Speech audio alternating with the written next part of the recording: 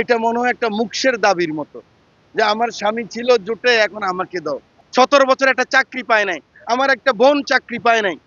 আমি বুঝি না ওনারা কিসের দাবিতে, কি জন্য এখানে আসতেছেন। এটা মনে হয় একটা লাভের খেলা, যদি কোনো রকম দল একটা করতে পারি, স্বামী স্ত্রী মিলে, স্বামী না পারলে আমি করব, আমি না পারলে স্বামী করব। আমি বিশ্বাস করি বিএনপি এই ভুল করবেন না।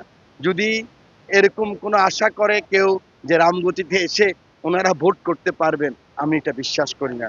বাংলাদেশ জাতীয়তাবাদী দল, আমার দলের নেতা জনাব তারেক রহমান, আমাদের স্ট্যান্ডিং কমিটি এবং আমাদের বিভাগীয় সাংগঠনিক যে কমিটি আছে, এই কমিটিকে নিয়ে সকলের যাচাই বাছাই করে উনি অনেকগুলি জরিপ করেছেন। সেই জরিপের মাধ্যমে উনি নমিনেশন ডিক্লেয়ার করেছেন। আপনারা জানেন বাংলাদেশের বিএনপিতে প্রতি এলাকায় গড়ে প্রথম আলোর রিপোর্ট 8 জন করে আমাদের বলিষ্ঠ নির্বাচনী প্রার্থী আছে যারা মনোনয়ন প্রত্যাশা করে। কিন্তু আমার রামগতি এবং কমলনগরে কোনো প্রার্থী ছিল না।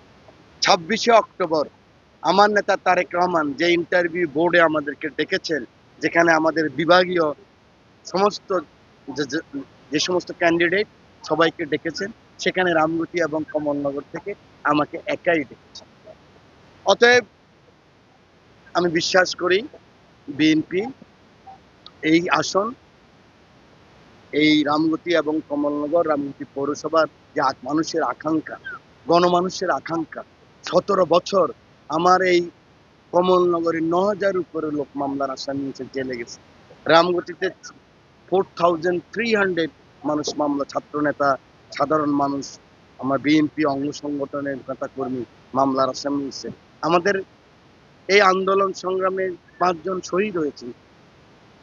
এত রক্ত, এত অত্যাচার, এত কিছুর পরও বা এই রামগতির মানুষকে আমি যেমন ছেড়ে যাই নাই, ওরাও আমাকে ছেড়ে যায়নি। এই গত পরশুদিন এই মনোনয়ন দেওয়ার পরে আমার নেতাকর্মীরা অনেক বিক্ষুব্ধ হয়েছিলেন। মানে কার উপর বিক্ষুব্ধ হবে, এখানে তো আমার কোনো প্রতিদ্বন্দ্বী নাই। কিন্তু কথা হচ্ছে, একজন জোট সঙ্গী ছিলেন যিনি এর আগে 3বার আমার সাথে ভোট করেছেন, এবং উনি একবার ভোট হয় নাই 111 এর কারণে, আর 2বার ভোট হয়েছেন, সেই ভোটে ওনারা পরাজিত হয়েছেন। এবং উনি যিনি এখন এখানে নমিনেশন চাচ্ছেন, ওনার দল এই রামগতি কমলনগরে 10-20 জন যারা আছে ওদের সম্বন্ধে একটা মামলাও হয় নাই, বরং ওরা 17 বছর আওয়ামী লীগের সাথে মিল করে ওরা ওদের রাজনীতি করেছেন। অতএব সেখানে আমার নেতা কর্মীরা বিক্ষুব্ধ, সেজন্য আমি ঢাকাও যেতে পারতেছি না, যেন কোনো কিছু না ঘটে, কোনো দুর্ঘটনা না ঘটে। অন্য এলাকায় কিছু কিছু এলাকায় অনেক প্রতিক্রিয়া হয়েছে। আমার নেতা কর্মীকে আমি বুঝিয়ে বলেছি, রামগতি এবং কমলনগরে আজ থেকে 1 মাস পূর্বে আমার দল আনুষ্ঠানিকভাবে আমাকে বলেছেন আমি এখান থেকে নির্বাচন করব। আমার নেতা তারেক রহমানও এই ব্যাপারে অবগত আছেন, আমিও জেনেছি। অতএব আমি বিশ্বাস করি বিএনপি এই ভুল করবেন না। যদি এরকম কোনো আশা করে কেউ যে রামগতিতে এসে ওনারা ভোট করতে পারবেন, আমি এটা বিশ্বাস করি না।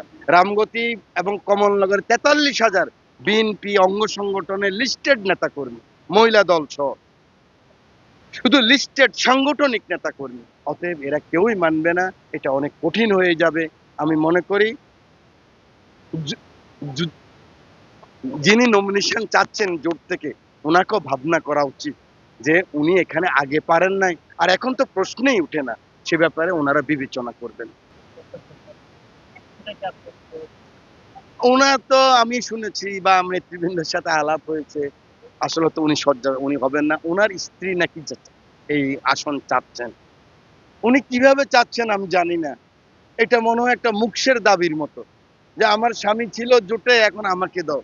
তাহলে আমার যে হাজার হাজার নেতা কর্মী যারা পঙ্গু হয়েছে, খুন হয়েছে, যাদের জীবন নষ্ট হয়ে গেছে, আমার 4,500 ছাত্র নেতা যাদের বয়স এখন 36, 37, 38 বছর হয়ে গেছে, 17 বছর একটা চাকরি পায় নাই, আমার একটা বোন চাকরি পায় নাই, আমার একজন কৃষক তার ন্যায্য মূল্য পায় নাই, বয়স্ক ভাতা পায় নাই, প্রতিবন্ধী ভাতা পায় নাই, স্বামী পরিত্যক্তি ভাতা পায় নাই। এই যে আমার হাজার হাজার, এখন পর্যন্ত 162 ওয়ার্ডে আমি গত 1 বছর ধরে মিটিং করতেছি। আজকের মিটিং এ যেরকম 1000 মহিলা হয়েছে প্রত্যেকখানে, 1,30,000 মা বোনদের সাথে আমি চোখে চোখে দেখা করেছি। ওনারা আমাকে চিনেছে, ওনাদেরকে চিনেছি।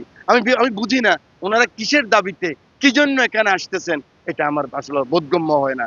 এটা মনে হয় একটা লাভের খেলা। যদি কোন রকম দল একটা করতে পারি, স্বামী স্ত্রী মিলে, স্বামী না পারলে আমি করব, আমি না পারলে স্বামী করব। তাহলে তো যেকোনো লোকে এরকম বাংলাদেশের রাজনীতিই নষ্ট হয়ে যাবে।